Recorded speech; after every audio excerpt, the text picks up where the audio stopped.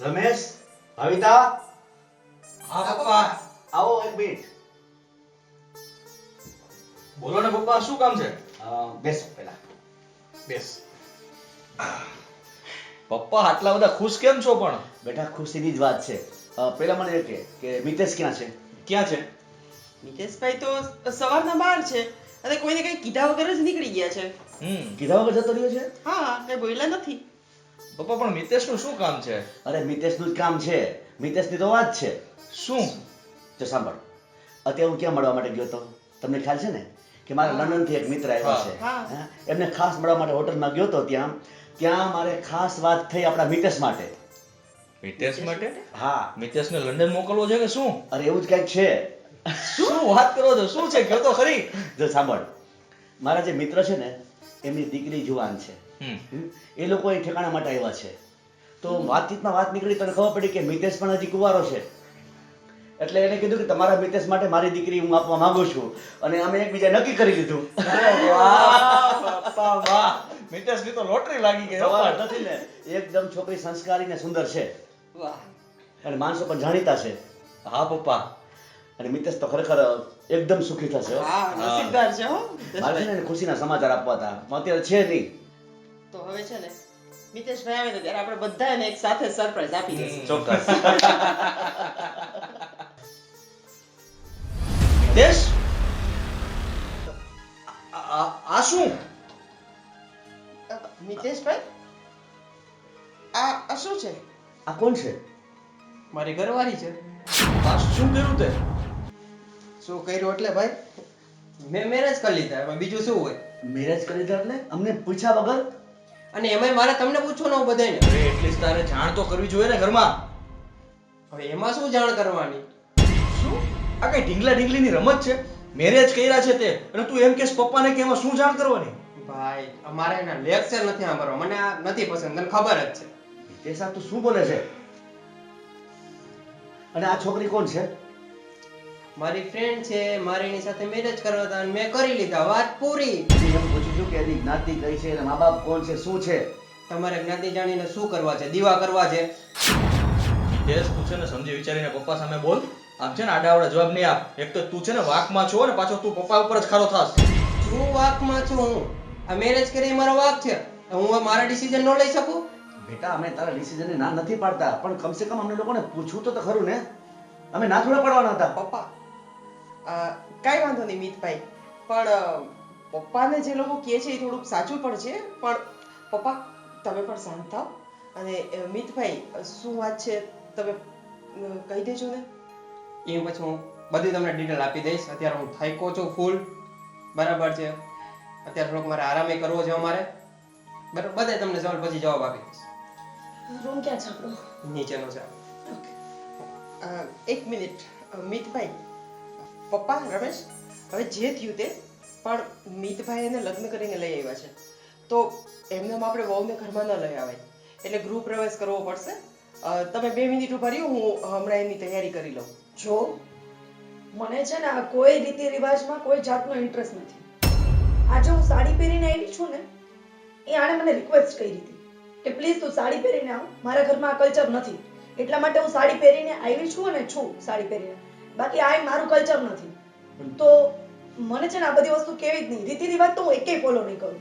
So please. પણ બેટા, તું આ ઘરમાં વહુ થઈને આવી છો ને, તો આ ઘરના રીત રિવાજ તો તારે પાડવા પડે ને. આપણે પહેલા વાત થઈ ગઈ હતી ને, હું તારા પપ્પાને કઈ કહીશ ને તો પછી ખોટું થઈ જશે. એના કરતાં તું જ તારી રીતે વાત કરી લે. જે વાત થઈ હતી ને હું એ રીતે જ રહીશ, ન 1% આમ કે ન 1% આમ, સમજી લેજો એટલું.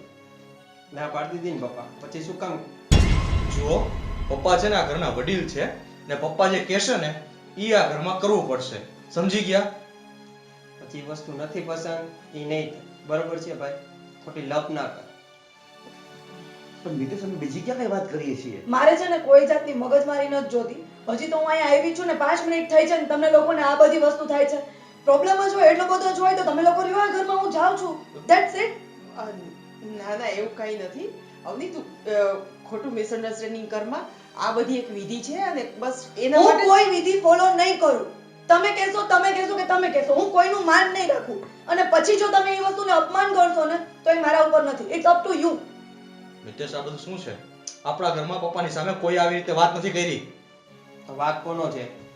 પપ્પાનો જ છે ને, અને ભાભીનો છે. મિતેશ, શું કેવું ને મને નથી સમજાતું. તો નો બોલો ને. સિમ્પલ. નો બોલો. જેમ કરીએ છે એમ કરવા દો. વાત બતાવો. ઠીક છે, ઓકે, નથી કરવું ને?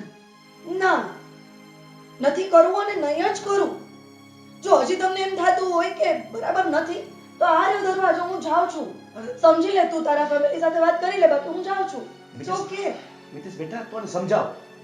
પપ્પા, તમને લોકોને થોડી કઈ શાંતિ નથી? હે, હજી તો ઘરમાં આવ્યા નથી, ટક ટક ટક ચાલુ તમારા લોકોની. મેં તને પહેલા જ કીધું હતું ને, જે રીતે તે ડિસ્ક્રાઇબ કર્યું હતું તારી ફેમિલીને, કે હું કહું છું મારા પપ્પા ફ્લેટ, ગાડી, બંગલો બધું તને આપે છે, ત્યાં ચાલ. પણ તોય તને અહીંયા આવવું હતું ને. ભોગવ.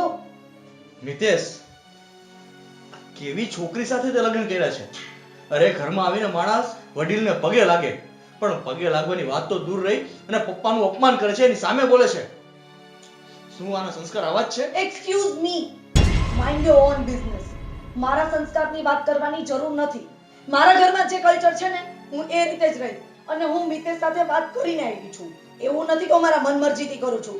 પહેલા જ કન્ડિશન મૂકી હતી, તમારા ભાઈને જ હરખ હતો મેરેજ કરવાનો. મને કોઈ એવું નહોતું કે હું એની સાથે જ મેરેજ કરું. છે ને, તમારા ઘરમાં જે કલ્ચર હોય ને તે ત્યાં તમે મૂકીને આવ્યા છો. હવે તમે આ ઘરમાં આવ્યા છો તો આ ઘરના જે કલ્ચર છે ને એ કલ્ચર પ્રમાણે તમારે રહેતા શીખી જાઓ. નય જ થાય. ભાઈ, મિતેશ, એ મારી ઘરવાળી છે, બરાબર? એટલે થોડીક સંભાળીને વાત કરો. આ સંભાળ તારો હાર અને આ બધું સોર્ટ આઉટ કરીને આવ. જો થાતું હોય તો ઠીક છે, નકર તું મને કહી દે, હું ડેડને કોલ કરી દઉં છું અને એ અરેન્જ કરી દેશે બધું. It's okay. કાંઈ નથી કરવું, તું આરામ કર, જા, હું વાત કરી લઉં છું. જો, આઈ શ્યોર? હા સ્યોર, જા. નતર મને કે હું ડેડ સાથે વાત કરું છું. હા, હું કરી લઉં છું વાત, જા. ઓકે. મને કોઈ સાથે મગજમારી ન જોઈએ. હવે બીજી વખત કહી દેજે કોઈ મારી સામે ઊંચા અવાજે વાત ન કરે, કારણ કે મારા ઘરમાં 10 નોકર ચાકર છે ને મારી સામે કોઈ ઊંચા અવાજે વાત નથી કરી. સો પ્લીઝ મને આ બિહેવિયર બીજી વાર ન જોઈએ. રિસ્પેક્ટ ની વાત તો તું પહેલા કરી લેજે કે મારી રિસ્પેક્ટ થશે તો જ મારો પગ અહીંયા રહેશે. હું કરી લઉં. સ્ટ્રેટ ને. હા. થઈ ગઈ શાંતિ તમને લોકોને? હા, આ બધું જોઈ, નાટક જોઈને અમને શાંતિ થઈ ગઈ. તમને લોકોનો હવે શોખ જ છે સાંભળવાનો, તો સાંભળો. પપ્પા, આમાં મિતેશનો વાંક નથી, વાંક તમારો અને ભાવિતાનો છે.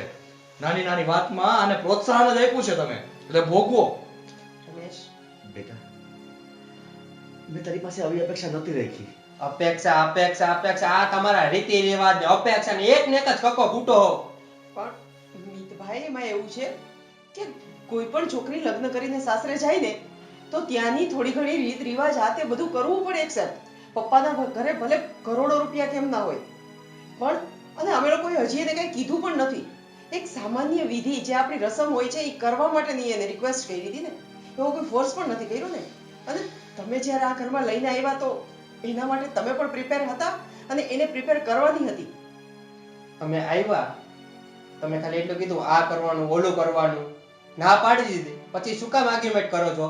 અરે ના પાડવાની વાત નથી, મેં ક્યાંય બીજું કઈ કીધું છે? મેં તો ખાલી એટલું જ કીધું કે આ આપણી એક વિધિ છે, એ પતાવી દે. તમે મેરેજ તો કરી લીધા, અમે એમાંય તમને કઈ નથી બોલ્યા, તો તમે એટલી રિક્વેસ્ટ ન માંગી. અને તમારે એને થોડુંક સમજાવી દેવાય ને મિતભાઈ. જો ભાભી, એવું હોય ને મારી પાસે ટાઈમ હે નહીં તમારું લેક્ચર સાંભળવાનો, બરોબર છે? અલા, પપ્પા અને ભાવિતા, આની સાથે મગજમારી કરીને કોઈ જ ફાયદો નથી.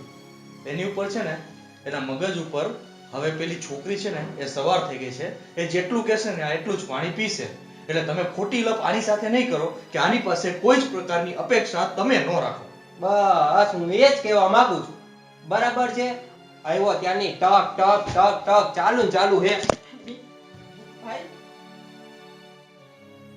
જોયું ને પપ્પા, દિયો સરપ્રાઈઝ. હજી તમે એને સરપ્રાઈઝ આપો એ પહેલા તો એણે તમને સરપ્રાઈઝ આપી દીધી. પણ આ તો મને એ સમજાતું જ નથી કે મિતભાઈનું આટલું નેચર બદલાઈ ગયું, અને એ પણ એક જ દિવસની અંદર.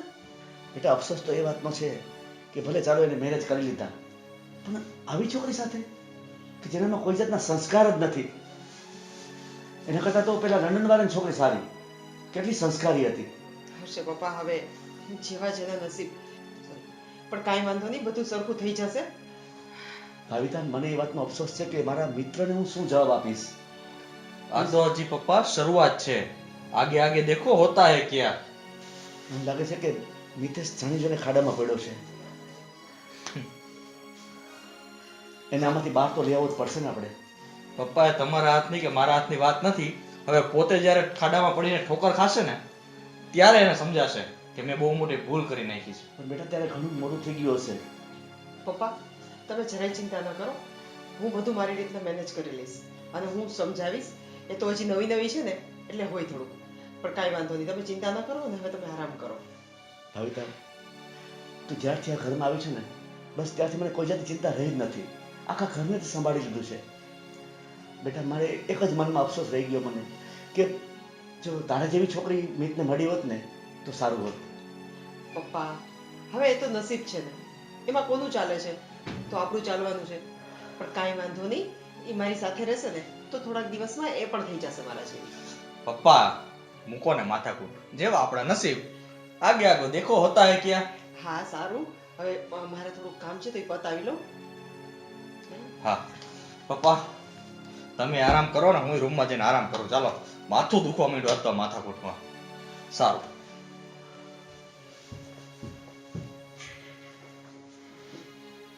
શું આરામ કર.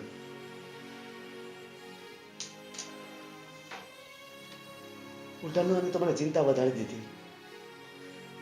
કેવું થયું હતું ને કેવું થઈ ગયું. શું થશે હવે?